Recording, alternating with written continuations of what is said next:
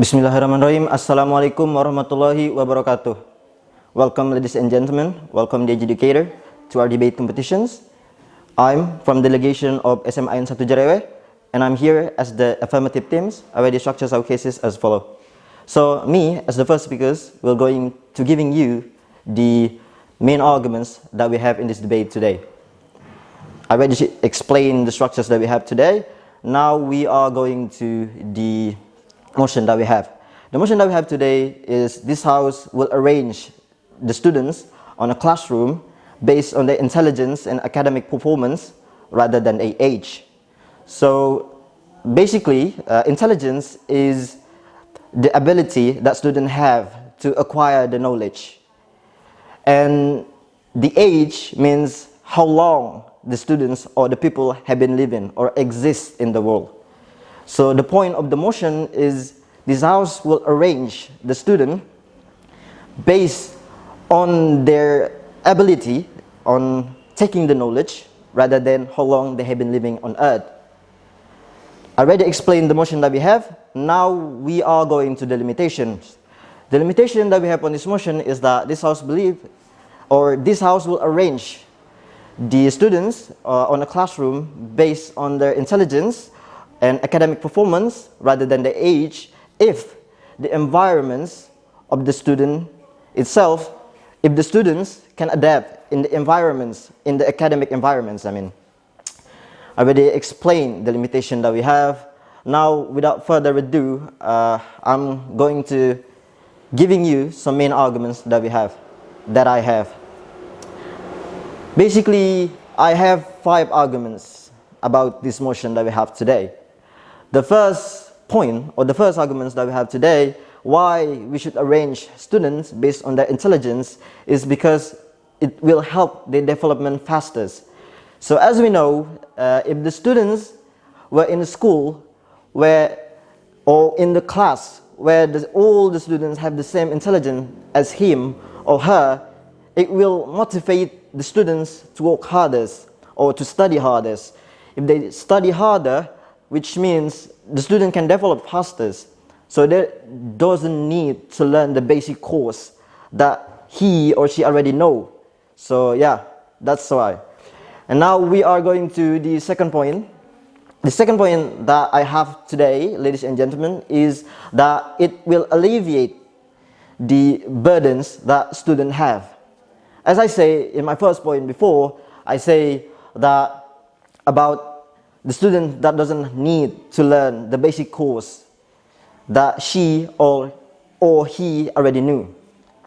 So by just studying the course that she or he never knew, it will help the students to having less and less burdens in their work or study environments, and it will less stress for them. It will cause less stress for them, so they only focusing on the higher level or the intelligence course that they needed.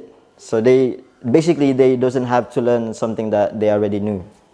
And now the third point that we have, ladies and gentlemen, is that it will help the communication skill for the students.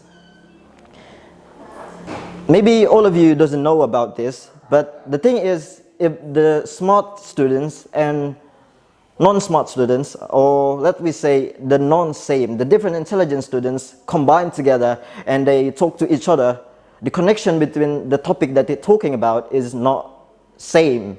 And it will cause some anxiety for every student because they cannot communicate properly. So that's why I agree if the classroom is same based on the intelligence. And now we are going to the fourth point that we have. The fourth point that we have is that it will motivate the students study harder. If you know that intelligence classroom, classroom based on the intelligence itself, which means they have all the same intelligence or maybe higher level intelligence, it will cause the competition between students much harder and much harder. So they will study more, they will study more, they will study more. So it will cause them to be motivated. And hopefully they will get something or some kind of achievements in their study. Now, the last point that we have today, ladies and gentlemen, is the fifth point. The fifth point that we have is it will create the healthy and fair environments. Let me explain the example that we have. Let's just imagine we have A and B students right now. The A students is basically higher intelligence, and the B students was not really smart, let's say like that. So they having an English course, English lessons. The A students already knew the English thing. He or she doesn't need to learn more English because she or he already knew the lesson that was given by the teacher. But the B students doesn't know anything about the lessons that has been given. So when the teachers ask, the A student will always answers. It will make the B students feel down. It will cause him down or her down. So it will, of course, affect the way the students studying. And it's not fair because now they think the A students was the teacher's pet, something like that. And they will not have a motivations to learn more. I guess that's the only point that I have for today. Thank you so much for your attention. Now we are going to the second point. Now we are going to the second speaker's arguments. Yeah, thank you.